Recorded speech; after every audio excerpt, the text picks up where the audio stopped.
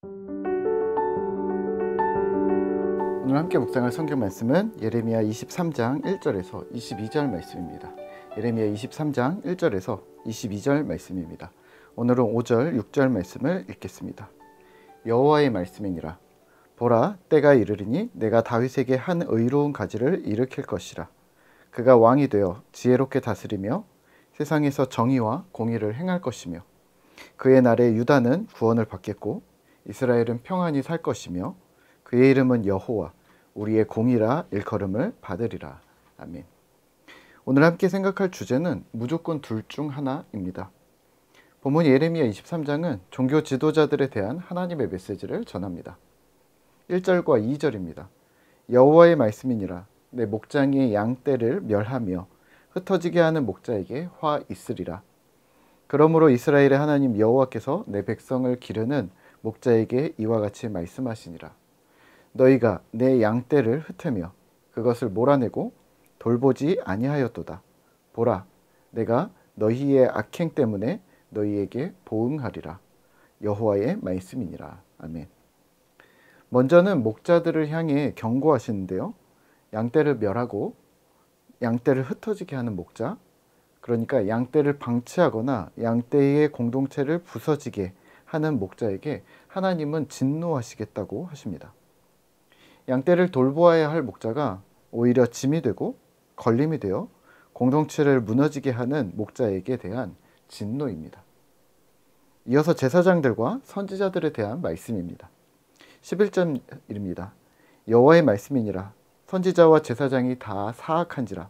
내가 내 집에서도 그들의 악을 발견하였노라. 아멘. 선지자와 제사장이 다 악합니다. 바알을 의지하고 예언했으며 백성을 잘못된 길로 걷게 만들었고 그들 스스로 가증한 일, 간음, 거짓, 악을 행하여 소돔과 고모라를 만들었습니다. 15절입니다. 그러므로 만군의 여호와께서 선지자에게 대하여 이와 같이 말씀하시니라. 보라, 내가 그들에게 쑥을 먹이며 독한 물을 마시게 하리니 이는 사악이 예루살렘 선지자들로부터 나와서 온 땅에 퍼짐이라 하시니라. 아멘. 이 선지자들은 또 자기 마음대로 말합니다. 16절입니다. 만군의 여호와께서 이와 같이 말씀하시되 너희에게 예언하는 선지자들의 말을 듣지 말라. 그들은 너희에게 헛된 것을 가르치나니 그들이 말한 묵시는 자기 마음으로 말미암은 것이요 여호와의 입에서 나온 것이 아니니라. 아멘. 그들이 말한 묵시, 예언은 하나님에게서가 아니라 자기 자신에게서 시작된 것들이었습니다. 21절입니다. 선지자들은 주께서 보내지 않았음에도 달려갔고 그들에게 말씀을 주시지 않으셨는데도 그들은 예언했습니다. 결국 모든 걸 자기 마음대로 했습니다. 양떼를 돌보아야 했던 목자들 또는 선지자와 제사장들은 자기 마음대로 행했을 뿐만 아니라 하나님을 배반했고 우상을 의지했고 악함을 자처했습니다. 이스라엘에는 패역이 가득했습니다. 이걸로 끝일까요? 네, 그렇진 않습니다. 하나님은 해결책을 제시하셨습니다. 5절과 6절입니다. 여호와의 말씀이니라. 보라, 때가 이르리니 내가 다윗에게 한 의로운 가지를 일으킬 것이라. 그가 왕이 되어 지혜롭게 다스리며 세상에서 정의와 공의를 행할 것이며 그의 날에 유다는 구원을 받겠고 이스라엘은 평안히 살 것이며 그의 이름은 여호와 우리의 공의라 일컬음을 받으리라. 아멘. 한 의로운 가지를 일으키실 것이고 이를 모두 다시 바로잡으실 것이고 정의와 공의가 제대로 세워져 유다는 구원을, 이스라엘 백성은 공의의 통치 가운데 샬롬을 살게 될 것입니다. 오늘 말씀을 묵상하며 우리는 무엇을 기억해야 할까요? 하나님과의 연결입니다. 목자와 선지자, 제사장 이런 종교 지도자들의 문제는 무엇이었을까요? 하나님과 연결되어져 있지 않았다는 것이 가장 큰 문제였습니다. 하나님을 따를 생각도 없었고 하나님의 음성을 들을 생각도 없었고 단순히 자기가 해왔던 대로 관습대로 전했고 선포했고 행동했고 취했습니다.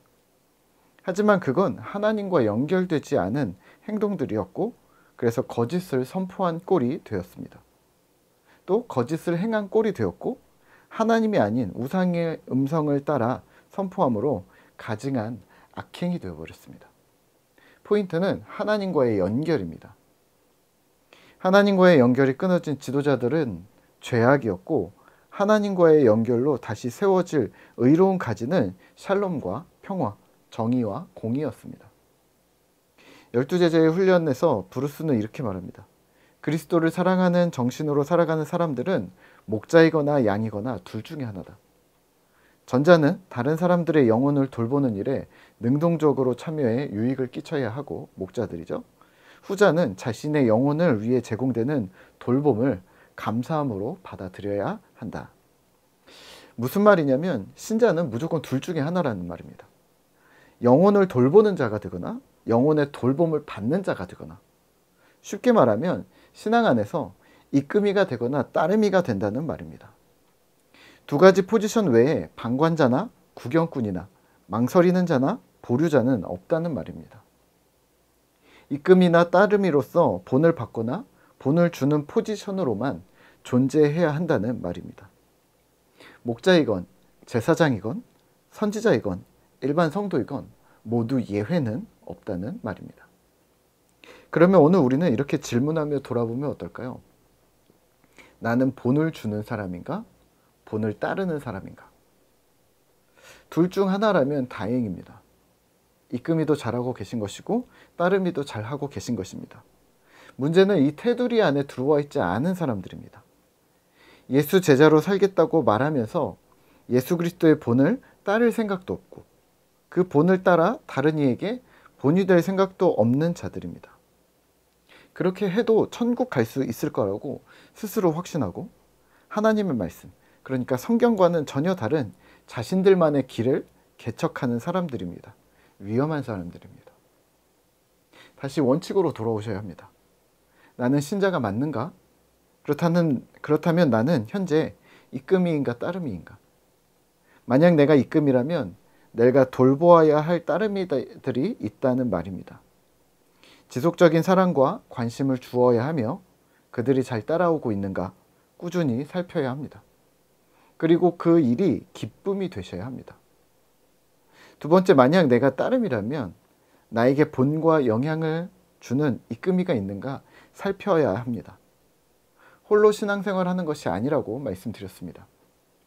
그리스도께서 십자가로 우리를 하나로 묶으시고 공동체로, 교회로 주를 섬기게 하심은 내가 따를 본이 예수님이실 뿐만 아니라 그 예수를 따르는 무리들 속에서 100명의 사람들이 있다면 내 앞에 58명의 사람들이 걸어가고 있는 이끄미들이 보이는 거죠.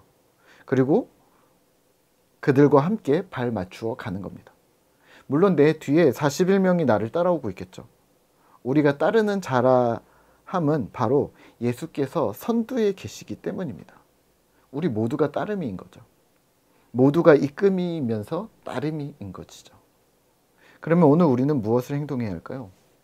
8월을 마무리하면서 그리고 이 무더운 여름을 지나면서 이제 다시 마음을 다 잡으며 정상 페이스로 우리 스스로를 돌려놓는 작업이 필요합니다. 부족했던 부분들을 보완하시고 그동안 더위 때문에 분주함 때문에 신경 쓰지 못했던 부분들이 있다면 다시 체크하시고 그리고 하나님께로 다시 시선을 고정하시죠. 오늘도 또 한 주간도 화이팅입니다.